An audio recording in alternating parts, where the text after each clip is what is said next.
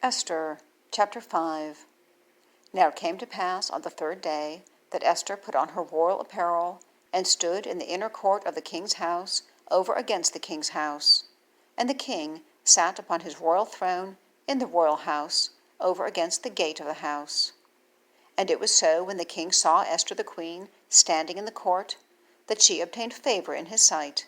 And the king held out to Esther the golden sceptre that was in his hand. So Esther drew near, and touched the top of the sceptre. Then said the king unto her, What wilt thou, Queen Esther? And what is thy request? It shall be given thee to the half of the kingdom. And Esther answered, If it seem good unto the king, let the king and Haman come this day unto the banquet that I have prepared for him. Then the king said, Cause Haman to make haste, that he may do as Esther hath said. So the king and Haman came to the banquet that Esther had prepared. And the king said unto Esther at the banquet of wine, What is thy petition? And it shall be granted thee. And what is thy request? Even to the half of the kingdom it shall be performed.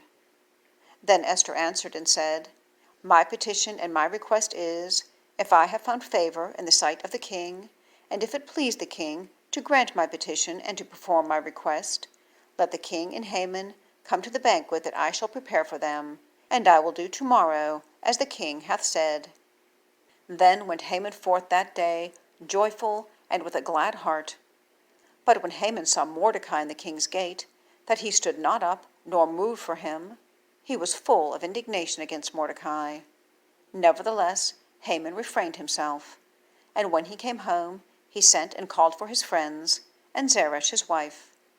And Haman told them of the glory of his riches, and the multitude of his children, and all the things wherein the king had promoted him, and how he had advanced him above the other princes and servants of the king. Haman said moreover, Yea, Esther the queen did let no man come in with the king unto the banquet that she had prepared, but myself. And tomorrow am I invited unto her also with the king.